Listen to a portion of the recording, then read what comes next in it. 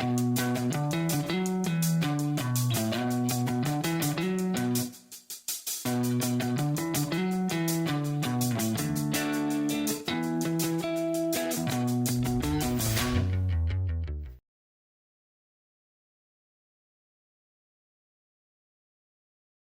I'm Matthew Malcolm with Pacific Nut Producer Magazine, reporting to you here from the CAPCA conference. I'm here with Drew Wolter from the Almond Board of California, doing a lot of great work over there.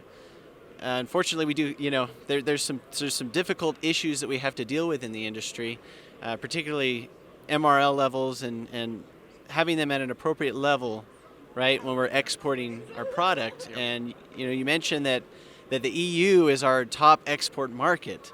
Correct. And they're the ones that are having these kind of stickler issues and particular levels that they're looking for. So what can you tell us about, what growers, what they're seeing and what growers can do to avoid rejections? Because that's just a huge waste of resources. Yeah. And we can't afford to lose our top export market. Absolutely. So like you stated, the EU does make up the largest percentage of our export market. So they have a very stringent program in terms of what they have in terms of maximum residue levels for anything imported into their market.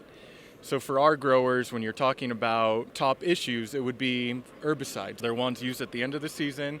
Our MRLs, we're below them. For the rest of the world, for the most part, we're under the MRL level that they would expect for export. Right. EU, that's a slightly different story. And this MRL issue really also plays into the fact that we have a lot of herbicide resistance. So if we're already losing few tools in our tool belt for managing weeds due to MRL restrictions, and we also have herbicide resistance, it really pushes a grower and a PCA into the corner in terms of being innovative with what they have. So, how is it getting into the crop? Because, herbicides are sprayed on the ground, but as we know, almonds, when they're harvested, they drop on the ground. Is that where they're getting contact, or is it on the tree from drift?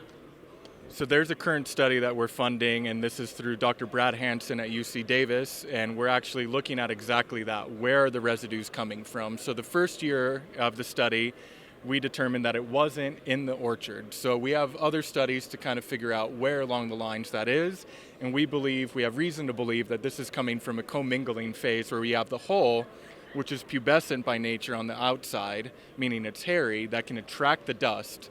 Now, if the nut at a certain point commingles, or the kernel commingles with that hull, now you're getting a little bit of that dust onto the kernel. So we're trying to untangle where we're getting those residues, again, because we need to keep the tools we have for our growers. We need those in the tool belt and just use them more judiciously.